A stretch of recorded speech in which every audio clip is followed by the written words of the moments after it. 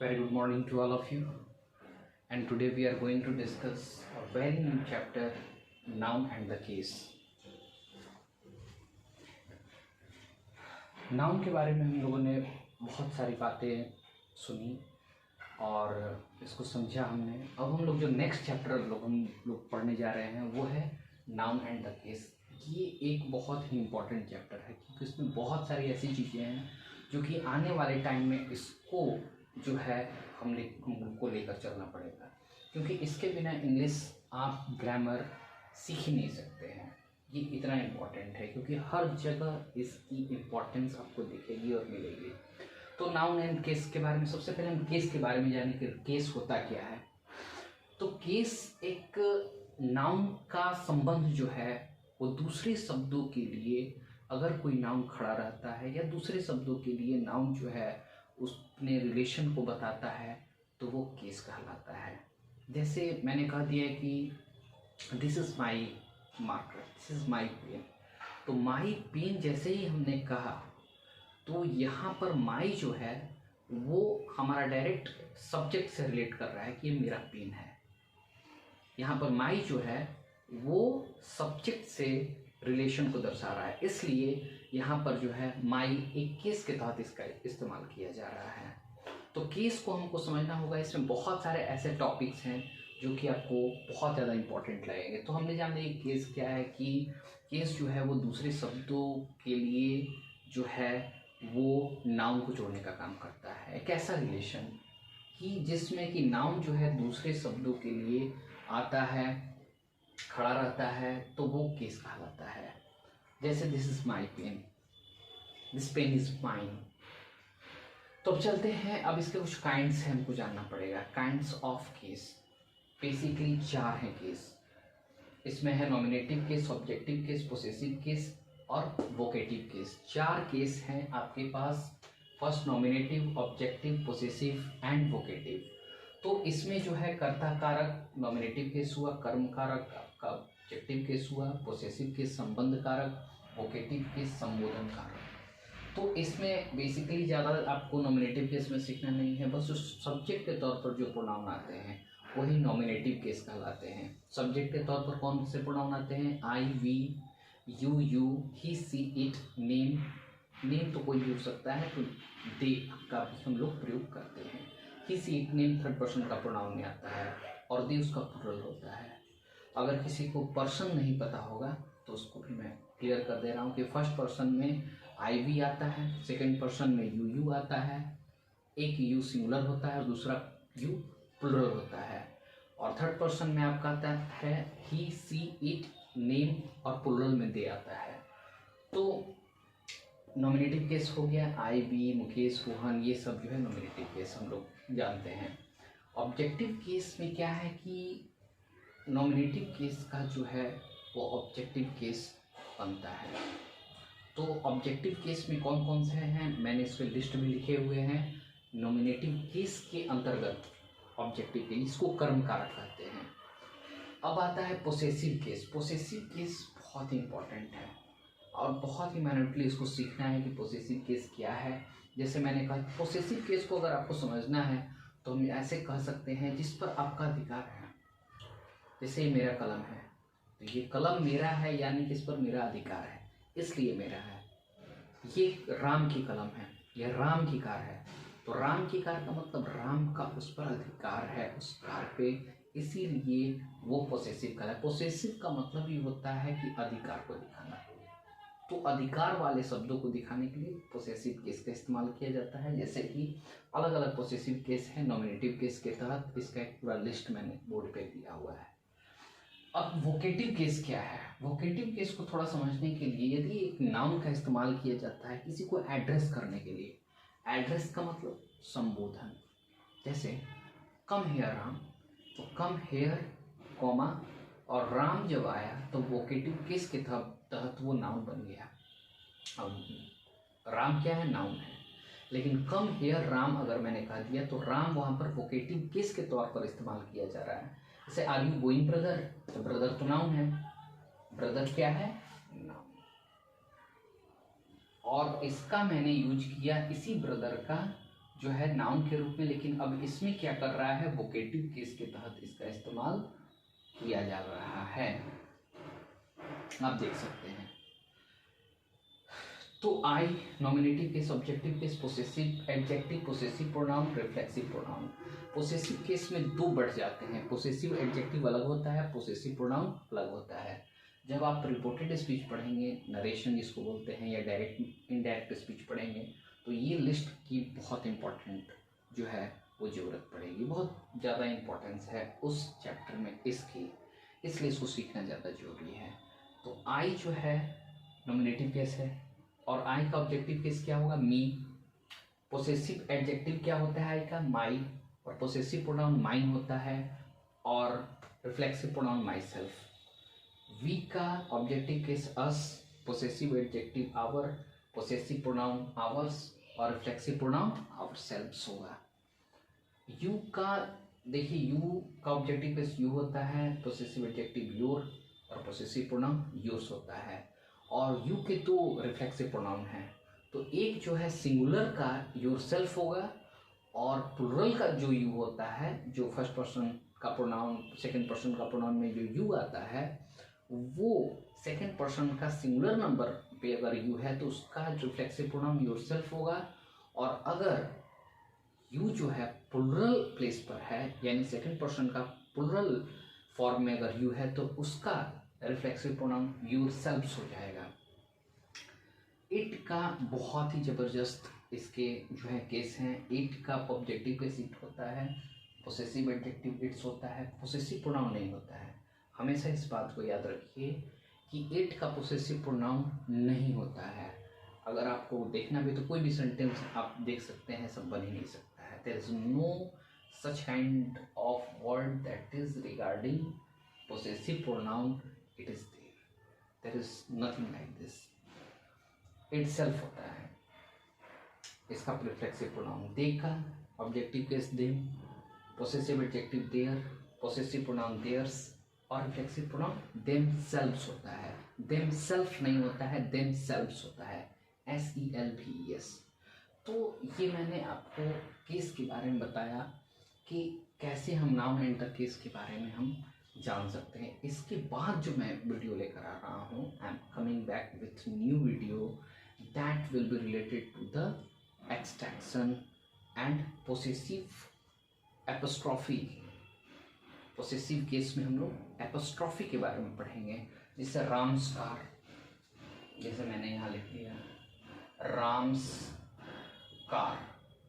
अब ये कॉमा का क्या यूज है, अब ये पोसेशन के रूप में कैसे इस्तेमाल होता है, एक एक रूल के तहत इसको सीखेंगे और जानेंगे। बहुत ही इम्पोर्टेंट जो है रूल है, इसको आप सीख सकते हैं, जान सकते हैं। If you are getting problem regarding this matter, you are getting confusion regarding this matter, you can share your problem in comment box, and a lot of things are there you have to know. You have to go through such kind of grammatical items that will be very very fruitful for yourself. So let us wait for next video and have a nice day.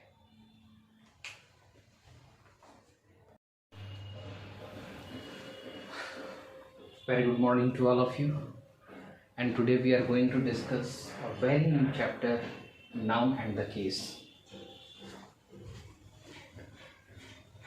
Noun के बारे में हम लोगों ने बहुत सारी बातें सुनी और इसको समझा हमने। अब हम लोग जो नेक्स्ट चैप्टर हम लोग पढ़ने जा रहे हैं वो है नाउन एंड द केस।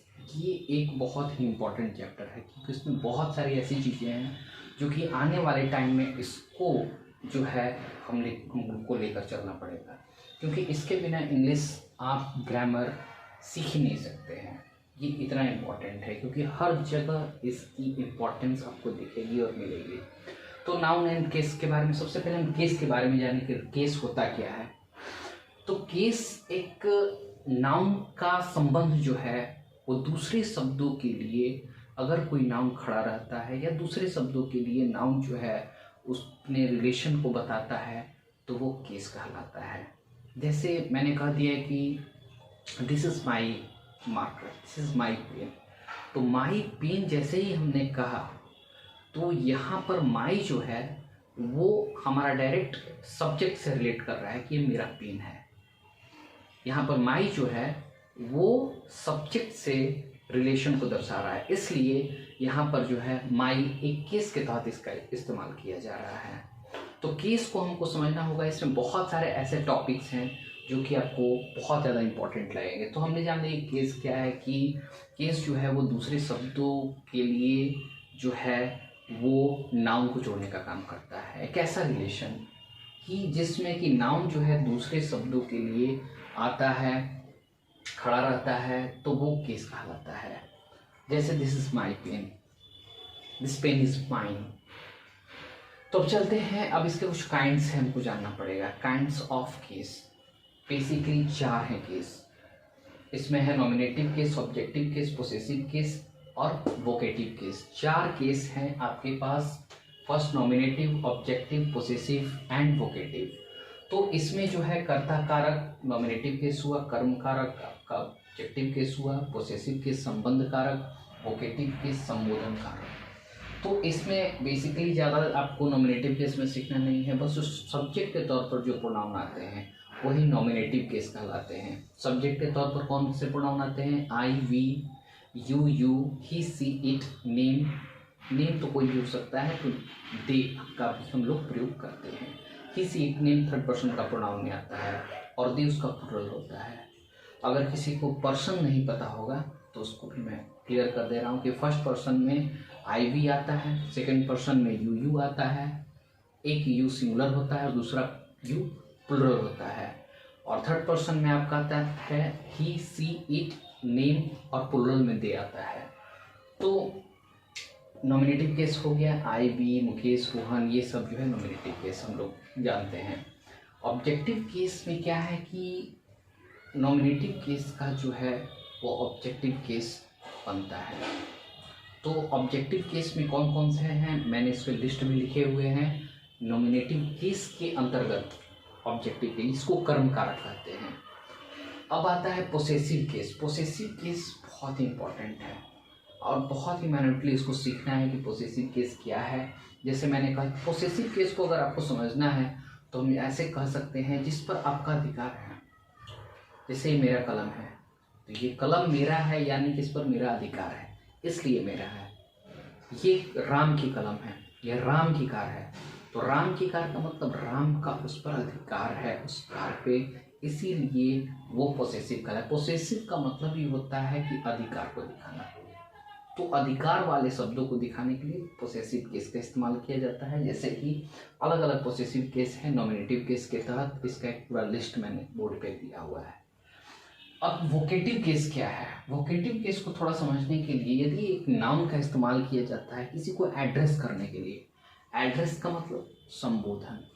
जैसे कम हेयर राम, तो कम हेयर कॉमा और राम जब आया तो वोकेटिव केस के तहत वो नाउन बन गया। अब राम क्या है? नाउन है, लेकिन कम हेयर राम अगर मैंने कह दिया तो राम वहाँ पर वोकेटिव केस के तौर पर इस्तेमाल किया जा रहा है। जैसे आर यू गोइंग ब्रदर, तो ब्रदर तो नाउन है, ब्रदर क्या है? नाउन। और इसका मैंने यूज किया इसी ब्रदर का जो है नाउन के रूप में, लेकिन अब इसमें क्या कर रहा है? वोकेटिव केस के तहत इसका इस्तेमाल किया जा रहा है, आप देख सकते हैं। तो I nominative case, objective case, possessive, adjective, possessive pronoun, reflexive pronoun. Possessive case में 2 बढ़ जाते हैं, पोसेसिव एडजेक्टिव अलग होता है, पोसेसिव प्रोनाउन अलग होता है। जब आप रिपोर्टेड स्पीच पढ़ेंगे, नरेशन जिसको बोलते हैं, या डायरेक्ट इनडायरेक्ट स्पीच पढ़ेंगे, तो ये लिस्ट की बहुत इंपॉर्टेंट जो है वो ज़रूरत पड़ेगी। बहुत ज़्यादा इंपॉर्टेंस है उस चैप्टर में इसकी, इसलिए इसको सीखना ज़्यादा जरूरी है। तो आई जो है नॉमिनेटिव केस है और आई का ऑब्जेक्टिव केस क्या होगा? मी। पोसेसिव एडजेक्टिव क्या होता है आई का? माई। और पोसेसिव प्रोनाउन माइन होता है और reflexive pronoun myself. We का objective case us, possessive adjective our, possessive pronoun ours और रिफ्लेक्सिव प्रोनाउन आवर सेल्फ्स होगा। यू का देखिए, यू का ऑब्जेक्टिव केस यू होता है, पोसेसिव एडजेक्टिव योर और पोसेसिव प्रोनाउन योर्स होता है। और यू के दो रिफ्लेक्सिव प्रोनाउन हैं। तो एक जो है सिंगुलर का योरसेल्फ होगा और प्लुरल का जो यू होता है, जो फर्स्ट पर्सन का प्रोनाउन सेकंड पर्सन का प्रोनाउन में जो यू आता है, वो सेकंड पर्सन का सिंगुलर नंबर पे अगर यू है तो उसका रिफ्लेक्सिव प्रोनाउन योरसेल्फ होगा। और अगर यू जो है प्लुरल प्लेस पर है, यानी सेकंड पर्सन का प्लुरल फॉर्म में अगर यू है, तो उसका रिफ्लेक्सिव प्रोनाउन योरसेल्व्स हो जाएगा। इट का बहुत ही ज़बरदस्त इसके जो है केस हैं। इट का ऑब्जेक्टिव केस इट होता है, पोसेसिव एडजेक्टिव इट्स होता है, पोसेसिव प्रोनाउन नहीं होता है। हमेशा इस बात को याद रखिए कि इट का पोसेसिव प्रोनाउन नहीं होता है।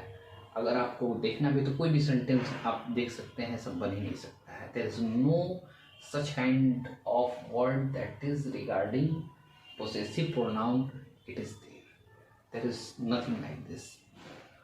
इटसेल्फ होता है इसका रिफ्लेक्सिव प्रोनाउन। दे का objective case them, possessive adjective their, possessive pronoun theirs और रिफ्लेक्सिव प्रोनाउन देमसेल्व्स होता है। देमसेल्फ नहीं होता है, देमसेल्व्स होता है, SELVES। तो ये मैंने आपको केस के बारे में बताया कि कैसे हम नाउन एंड केस के बारे में हम जान सकते हैं। इसके बाद जो मैं वीडियो लेकर आ रहा हूँ, I am coming back with new video that will be related to the extraction and possessive apostrophe. Possessive case में हम लोग एपोस्ट्रॉफी के बारे में पढ़ेंगे, जैसे राम्स कार, जैसे मैंने यहाँ लिख लिया राम्स कार।